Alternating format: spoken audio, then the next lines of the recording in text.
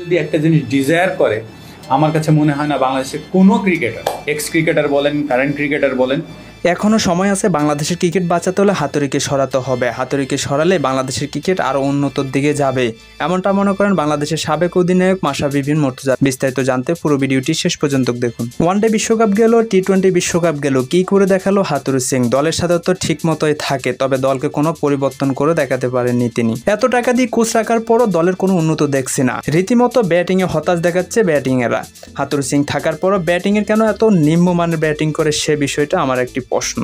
যদি সে ব্যাটিং না শিখাতে পারে, আমি মনে করি তাকে দল থেকে বহিষ্কার করে দেওয়া হোক। অন্যদিকে সুপার 8 উঠার পরে হাতুড়ির কথা থাকবে অন্যরকম। সেখানে হাতুড়ি বলছেন যে তার নাকি আর কোনো কিছু প্রাপ্য নাই, সবকিছু তিনি পেয়েছেন বিশ্বকাপ থেকে। এ কথা বলে তিনি কি বোঝাতে চাচ্ছেন সেটা লজিক খুঁজে পাচ্ছে না বাংলাদেশের সাবেক কাপ্তান। তবে আপনারা যদি মাশরাফি বিন মুর্তজার সাথে একমত থাকেন তাহলে অবশ্যই ভিডিওটি শেয়ার করে দেবেন।